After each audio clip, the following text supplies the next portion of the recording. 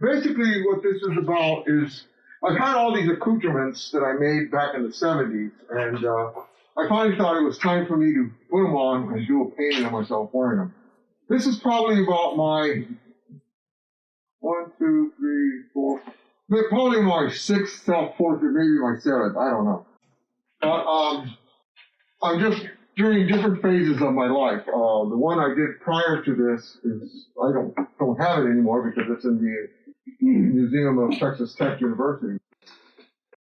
A portrait about me being a target. But in this portrait, I'm not a target. I'm describing factors of my life. This is actually a hallucination. Psilocybin. Mushroom trip there. Where I went way back in the past. I mean, way back in the past. And actually looked up the artifacts I saw in the visions and actually found them, images of them, and they were exactly like the drawing I did, that I saw. So this is my great-grandmother telling me about people that can transform into animals. This is my out-of-body experience I had. My great-grandfather was part of it. I don't know what that involvement is. I'm still trying to decipher what happened there. And my UFO experience will be in one of these. I had a UFO experience in the Navy. I wasn't the only witness. Let's put it that way. Oh, here's one of the devices. This is an antler horn I found in Flagstaff, in the woods in Flagstaff.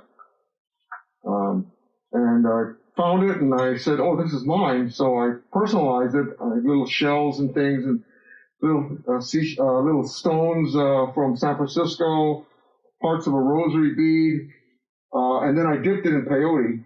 And it's not really it's more of a protective device as opposed to a offensive device. It's more of a kind of a shaman's tool, maybe to try things out. I don't know. So I keep them in here. I've never shown them in the public. I actually did it for a performance piece in San Francisco, in Rhode Island. I never showed them in the public. This is I had to have some kind of a headdress, and this is the headdress. Oh, this is how old it is. The feathers are starting to fall apart, and I didn't know what these were when I found them. I found these on the freeway, I-10, here in Tucson, and I took them home and cured them. And some hawk had been, it's a red-tailed hawk, had been killed on the freeway, so I picked the tail feathers up and cured them and fixed them up, and then attached them to the spine from Baja California. This is a whale spine, whale something. And these are rosary beads. And these are Hishi beads I found on 29th Street. They were just scattered all over the place. So I ended up picking them all up, putting them together, and I put this on and I wear it.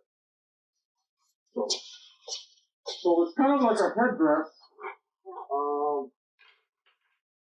No particular native culture, none whatsoever. I was just making things up out of my head. And then I made this rattle, a little rattle. I had to have a rattle. And the rattle was a combination of Arizona and Rhode Island. The top of the rattle being a shell from Rhode Island. And then this is horsehair. I wrapped it with horsehair. And then I put a little piece of abalone shell there. Soft rattle. So it was my experience of going to the East Coast the second time in my life, but actually starting to really reside there. And I ended up being there for 6 years. But so that's what this is about. And then, of course, it's divided into segments, these curved segments, which is they're divided into 8 segments, which is basically a symbolic of peyote.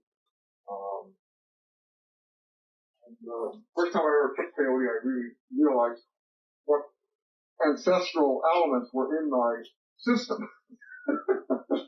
And I learned to appreciate it. Then everything that my great grandmother told me, all of a sudden made perfect sense. And she was my protector. She was my first teacher when I was about 6 years old. I had to be with her. She was my great grandmother. She was an old Yaqui woman. She was what you would call a curandera. She would heal you with herbs and all kinds of weird stuff. I had to go to school one time with all these leaves, these cooked leaves on my chest. And I was so embarrassed because everybody else was using Vicks and Vapor Rub, and here I'm showing up with leaves sticking out of my shirt. So I got so embarrassed that I took all the leaves off and hid them in the desert on my way to school. So I wanted to fit in like the other kids, be like the other kids, you know. They wanted to be like, hey, look at that weirdo.